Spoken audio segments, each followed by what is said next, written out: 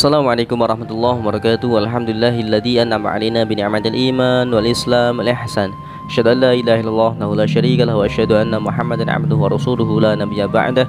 Allahumma shalli wa sallim wa barik ala sayyidina wa nabiyyina wa habibina wa syafi'ina wa qurrati a'yunina Muhammad al-Fatih lima ughliq wal khatim lima sabaq wan nasir al-haq bil haqq wal hadi ila siratikal mustaqim. Sallallahu alaihi wa ala alihi wa ashabihi haqqa qadrihi wa miqdarihi al-'azim. Amma ba'd, kembali lagi bersama Gembel Sarungan Official. Untuk kesempatan kali ini kita akan membahas tentang Dr. Zakir Naik dan Ustadz Adi Hidayat. Nah, kenapa pembahasan ini begitu saya spesialkan? Lah karena di sini beliau berdua itu merupakan figur yang sangat alim sekali, yang dimana otak-otak manusia biasa itu mungkin sangat susah untuk bisa seperti beliau.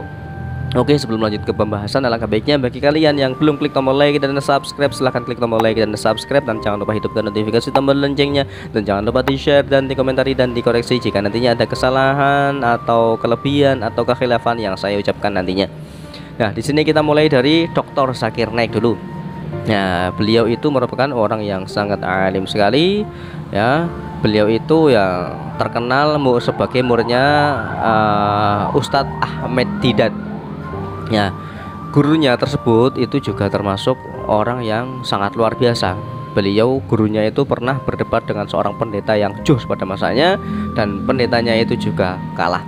Dan Dr. Zakir Naik itu malah lebih alim lagi karena menguasai tentang Weda, kitab Weda, terus kitab Injil, terus kitab-kitab Injil yang sekarang, terus Al-Quran, hadis, Bukhari, Muslim, semuanya itu seolah-olah berada di luar kepala.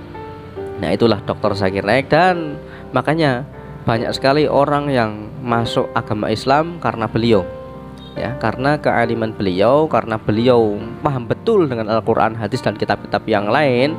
Makanya tak jarang beliau itu mengundang orang-orang non-muslim untuk datang ke pengajiannya. Nah, karena hal itu banyak orang itu mulai penasaran, dan akhirnya banyak sekali para pendeta sudah masuk agama Islam karena wasilah beliau, yaitu Dr. Zakir Naik. Ya, kalau kalian pengen tahu bagaimana pengajiannya, kalian bisa lihat ya di channel YouTube Dr. Zakir Naik. Wah, itu sudah sangat terkenal sekali. Tapi di sini kita garis bawahi, bagi kita yang ahli sunnah wal jamaah, kita harus tahu apa yang akidah yang beliau anut, ya. Nah, di sini saya itu bukan memecah belah, dan saya tidak mengata-ngatai bahwasanya beliau salah, itu tidak, karena pandangan manusia dalam berakidah, dalam beragama itu masing-masing.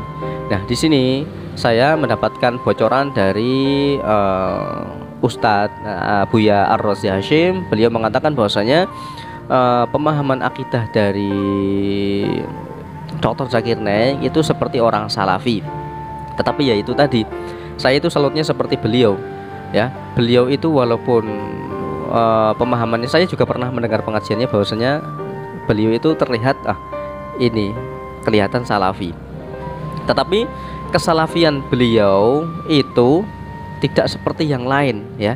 Yang lain itu sibuk untuk mengkafirkan, membid'ahkan, terus menyalahkan ajaran menyalahkan tentang amaliyah seseorang, terus mengkafir-kafirkan, terus mengatakan itu tasyabuh, mengatakan itu bid'ah, dolalah, wa kullu dolalah finnar, dan sebagainya. Tetapi Dr. Zakir Naik, apakah kita pernah mendengar kata-kata beliau? Mungkin kalau pernah itu sangatlah jarang sekali. Lah, itulah yang saya suka. Saya suka dari Dr. Zakir Naik, karena beliau itu sangat paham betul tentang Al-Quran dan hadis dan kitab-kitab yang lain. Makanya beliau itu bisa toleransi dengan segala jenis umat manusia, bukan cuma umat muslim saja. Nah, bahwasanya di sini Salafi itu juga ada yang baik, ya, bukan seperti yang kalian tahu, yang seperti kita tahu, wah Salafi itu salah. Nggak semuanya salah. Ada Salafi itu yang baik-baik juga ada. Nah, tetapi yang kita kenal, yang kita ketahui itu rata-rata ya Salafi seperti itu, Salafi Wahabi ya maksudnya. Ya, di sini ya itu menurut pemahaman saya yang saya dapatkan pendapat ini dari Buya Ar-Razi Hasyim. Kalian tahu itu Buya Ar-Razi Hasyim, beliau itu merupakan ya singa Ahlus Sunnah wal Jamaah, yang beliau itu berdakwah dalam dunia usul fikih seperti Ustadz Idrus Romli. Itu sama-sama beliau itu pendekar aswaja, sama-sama pendekar yang ahli dalam usul fikih ya. Jadi kita tahu ini alirannya apa, akidahnya gimana. Nah, kalau seumpama kalian itu sebagai ahli sunnah wal jamaah, seumpama kalian itu orang NU, jika kalian mendalami pengajian dari Dr. Zakir Naik, kalian tidak bisa ya. Kalau kalian mendengarkan pengajiannya itu kalian ambil yang sekiranya masuk ke NU. Kalau tidak ya jangan dipakai, karena mengingat beliau itu bukan Nahdlatul Ulama, juga menurut Buya Ar-Razi Hasyim itu merupakan ya seperti orang Salafi. Tetapi ya wallahu a'lam ya, semoga beliau itu diberikan selalu kesehatan supaya Islam itu semakin menyebar dan semakin banyak orang yang masuk Islam karena wasilah Dr. Zakir Naik. Allahumma amin amin ya rabbal alamin. Oke, kita lanjut ke Ustadz Adi Hidayat. Nah, Ustadz Adi Hidayat itu juga alimnya tak kalah dari Dr. Zakir Naik. Bedanya kalau Dr. Zakir Naik itu settingannya itu settingan untuk berdebat, sedangkan Ustadz Adi Hidayat itu bukan, itu pengayom yang dimana orang itu sudah masuk ke agama Islam. Nah, beliau itu juga ngalimnya tak kalah jauh, tak kalah dari Dr. Zakir Naik. Beliau itu juga sangat hafal di luar kepala Al-Quran, hadis ya, beserta tasahih mansuhnya, beserta asbabun nuzul, asbabul wurud dan sebagainya. Beliau itu sangat paham di luar kepala. Nah, makanya beliau itu juga punya organisasi ya. Beliau juga organisasinya itu bukan Nahdlatul Ulama tapi Muhammadiyah. Nah, ya, Muhammadiyah, tetapi beliau itu seperti Dr. Zakir Naik juga tidak terlalu memperlihatkan kemuhammadiyahannya, sehingga banyak sekali orang-orang yang tidak mengetahui, akhirnya banyak orang yang masuk ke dakwahnya Ustadz Adi Hidayat. Kenapa? Karena beliau berdua itu Dr. Zakir Naik dan Ustadz Adi Hidayat itu bercermin melihat Rasulullah, bahwasanya Rasulullah itu rahmatan lil alamin.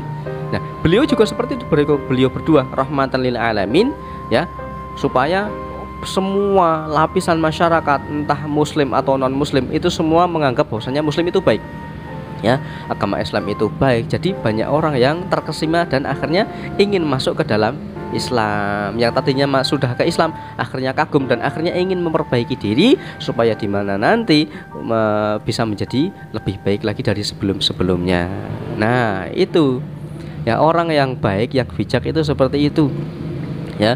Ya, seumpama beliau itu dari aliran apa saja, entah itu dari Salafi atau dari organisasi NU atau Muhammadiyah, LDI dan sebagainya, kalau mereka semua itu toleransi ya, mengajarkan yang sekiranya itu cocok dengan pandangan semua orang, bukan pendapat yang muskil, bukan pendapat-pendapat yang sekiranya itu tidak disetujui, itu jangan disampaikan ya. Seperti orang-orang tersebut tadi, kedua beliau orang tersebut tidak mengatakan apa yang menjadi perdebatan.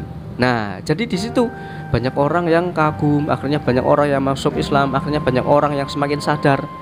Nah, itu makanya itu merupakan aset berharga untuk agama Islam ini, sehingga agama Islam itu sangatlah menyebar dengan luas ya, karena wasilah dari beliau berdua tersebut. Dan banyak lagi ustadz-ustadz yang lain yang alimnya juga seperti beliau dan mungkin jarang sekali terekspos ya. Ya, semoga perjuangan-perjuangan mereka itu bisa menurun kepada kita semua, yang dimana kita itu juga bisa meneruskan perjuangan beliau-beliau, yang akhirnya nantinya semoga kita semua bisa menarik orang-orang yang tadinya bukan Islam, bisa menarik orang-orang yang tadinya itu tidak mengenal Islam menjadi orang yang faham akan mengenai agama Islam. Dan semoga orang-orang yang kita tarik nanti bisa menarik orang-orang yang lain ya, yang semoga nantinya kita di surga itu bersama-sama, sangat ramai di sana ya, kita bersama-sama di sana beragama Islam semua. Wah, rasanya gimana, asik sekali ya.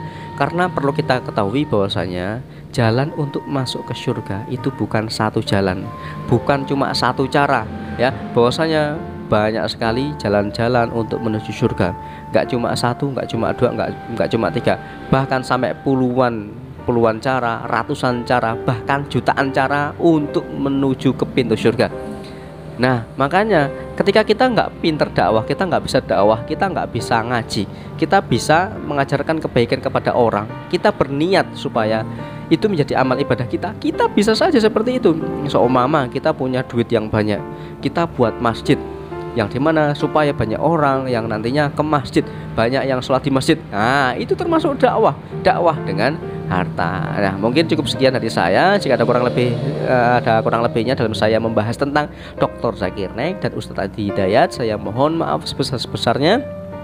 Kalau ada kekurangan ya itu semua karena kebodohan saya. Jika ada kelebihan itu juga karena kebodohan saya. Dan jika kalian punya pendapat yang lain mengenai tentang kedua figur utama yang sekarang itu sedang mencuat, sedang namanya itu sedang wah tenar-tenarnya, ya kalian bisa tulis di kolom komentar bagaimana mengenai pendapat saya, dan kalian bisa tuliskan di kolom komentar. Nah, tolong ya dikoreksi ya, jangan sampai dihujat.